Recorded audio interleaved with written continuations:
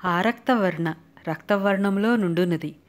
విశుద్ధి చక్రం దగ్గర ఉండే అమ్మవారి అంశదేవత డాకినీ దేవత. ఎర్రని దేహఛాయ కలిగి ఉంటుంది. వాక్కు వ్యక్తమవ్వబోయే ముందు గొంతులో స్వరపేటికల గుండా వచ్చే నాదము ఘర్షణకు గురవుతుంది. ఈ ఘర్షణనే మంత్రశాస్త్రంలో రేఫం అంటారు. ఘర్షణ వల్ల అగ్ని పుడుతుంది కనుక రేఫాన్ని అగ్నిబీజం అన్నారు.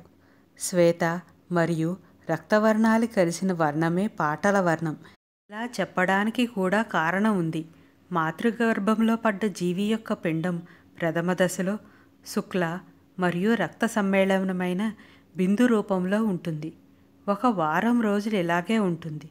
15 రోజులైన తర్వాత ఈ బిందు రూపంలో ఉన్న పిండం బుడగ రూపాన్ని పొందుతుంది. నెలాఖరుకు గట్టిపడుతుంది. నెలన్నరకు పిండంలాగా తయారవుతుంది. పిండం యొక్క స్థితితో సమన్వయింపబడిన డాకినీ శక్తి కూడా ఈ పాటల వర్ణంలోనే ఉంటుంది.